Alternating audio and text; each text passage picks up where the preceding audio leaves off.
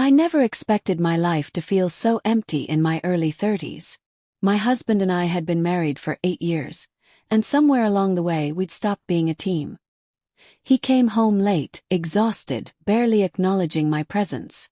Most nights were quiet dinners, followed by him scrolling through his phone while I washed the dishes. There was no passion, no connection, just routine. I tried talking to him, suggesting date nights or even small changes, but he always had an excuse. Work's been brutal. Or, can we not do this tonight? I needed a distraction, something that made me feel useful again. That's when my friend Anna mentioned her brother, Mark, needed a babysitter a few evenings a week. He was a single dad, recently separated, and his daughter was just 5. I hesitated at first, but I figured why not? It was just babysitting.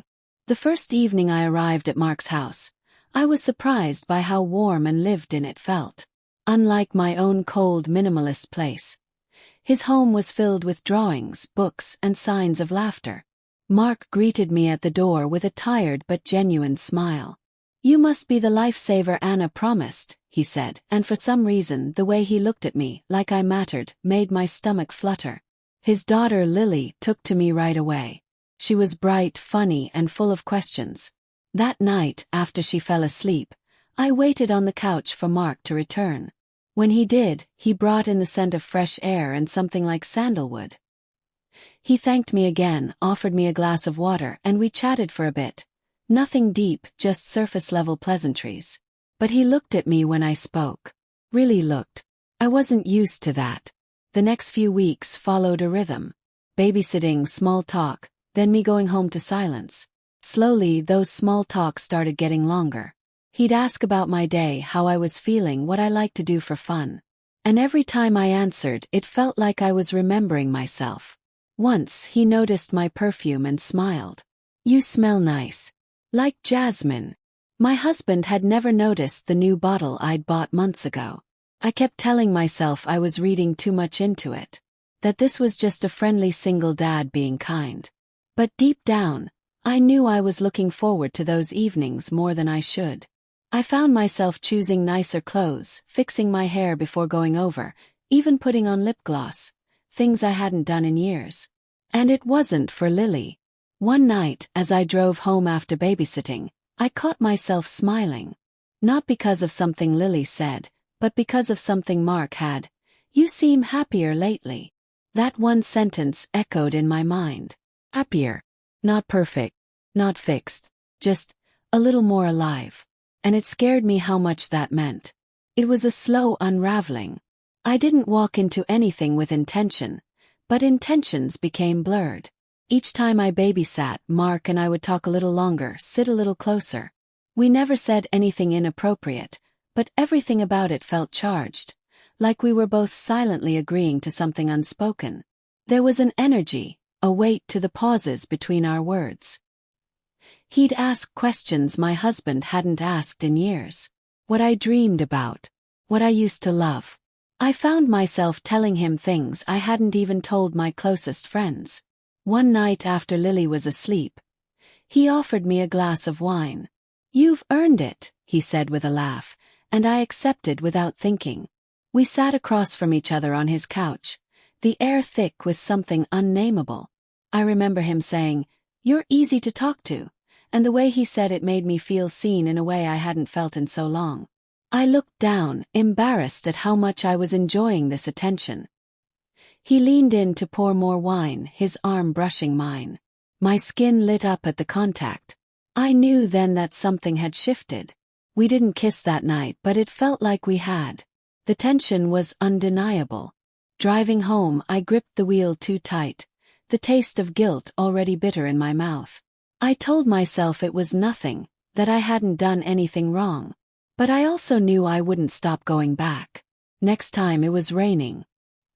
He offered me a towel, laughed when I shook water out of my hair and said, "You look good like this, real." I don't remember who moved first. Maybe it was both of us. The kiss was hesitant, like we were both waiting for the other to pull away. But no one did. His lips were warm and soft, and I felt my whole body react. It was the kind of kiss that demands attention, Not rushed, not forced, but felt. I gasped when it ended, a mix of shock and longing. "We shouldn't," I said quietly. He nodded. "I know." But we both knew that the line had already been crossed. After that night, everything became more complicated. I told myself I wouldn't go again, but the pull was too strong. He messaged me, short, respectful but layered. "Hope you're okay. Lily missed you." I read them over and over like they were poetry. My husband remained absent, distracted, distant. When I looked at him, I didn't feel warmth. I felt invisible. The next time I babysat, I told myself it would be normal. But we didn't even try. The kiss came sooner, longer, deeper. This time, hands wandered, breath quickened, the kind of closeness that left no room for doubt. Still, we didn't go all the way. We stopped. But it wasn't restraint, it was build-up. That night, I sat in my parked car for nearly an hour before going inside. I stared at my reflection in the mirror, wondering who I was becoming. Not just a woman cheating on her husband, but someone who was waking up. And I didn't know whether to hate that or hold on to it. The moment it finally happened, there were no words, no long conversation about right or wrong. It was instinct, a quiet surrender. He touched my face like it was something delicate, something worth holding on to. Let him. There was no guilt in that moment, just heat, hunger, and something softer. Something that felt like being wanted in a way I hadn't been in years. He didn't rush. Every movement felt deliberate, as though he was learning me piece by piece, paying attention in a way that made me ache. I hadn't realized how much I missed being looked at like that. It wasn't just physical. The way he spoke my name under his breath, the way he asked if I was okay, if I wanted to stop, those things stayed with me more than the rest. He made space for me emotionally and physically. He listened even when I didn't say anything. It wasn't lust that overwhelmed me. It was the realization that I'd been numb for so long I didn't even remember what tenderness felt like. I felt alive again, not just in my body but in my mind. He reminded me that I was still a woman, not just a wife, not just a placeholder. The next morning I couldn't look at myself the same way. There was guilt, yes, but it was fighting with something louder, relief. I didn't feel destroyed. Felt restored. Back home, my husband asked about dinner like nothing in the world had changed. He didn't notice the way I flinched when he touched my arm, or how I pulled away from his kiss. I studied his face as he scrolled through his phone at the table, wondering how we got here. He hadn't touched me like that in years. And it was no longer enough to pretend that was okay. I started caring again about how I looked, how I moved. Smiled more. I wore lipstick. Not because I was trying to impress Mark, but because I liked seeing myself come back. It wasn't about a man. It was about a feeling I thought I'd lost for good. I noticed the way people looked at me differently now. I wasn't invisible anymore. Even my reflection in the mirror seemed sharper, more present. We didn't talk about what it meant. It was easier that way. No promises.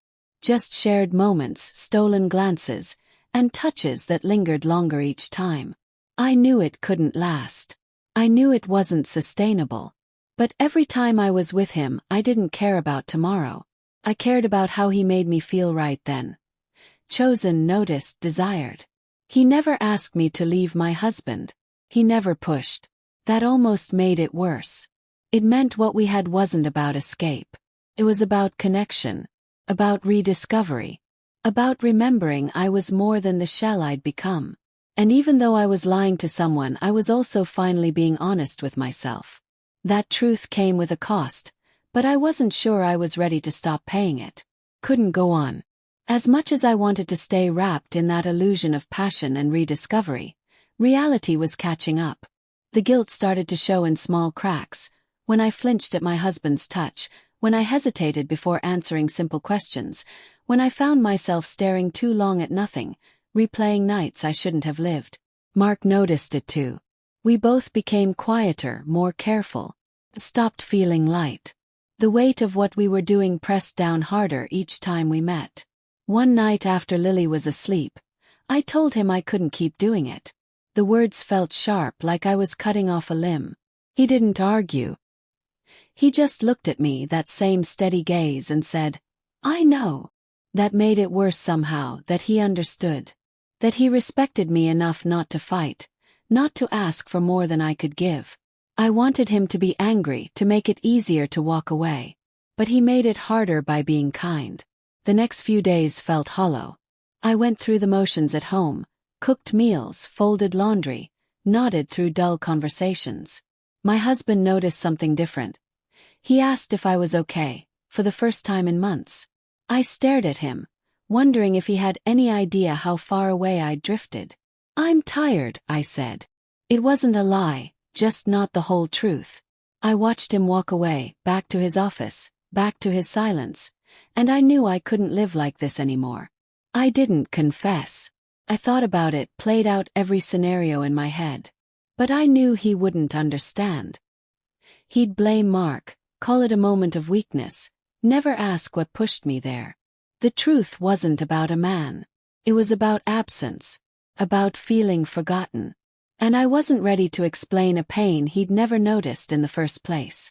I stopped babysitting, told Anna I was too busy, thanked Mark for everything, and made it clear I couldn't come back. He didn't reach out again. He let me go with dignity, and that, more than anything, broke me. I cried for hours the night I knew it was really over. Not because I regretted what happened, but because I knew I'd never feel that way again. But something changed after that. I started writing, journaling, going for walks, saying no when I meant it. I booked a therapy session without telling my husband. I didn't know what I wanted long term, but I knew I couldn't keep sleepwalking through my own life. I wasn't going to cheat again.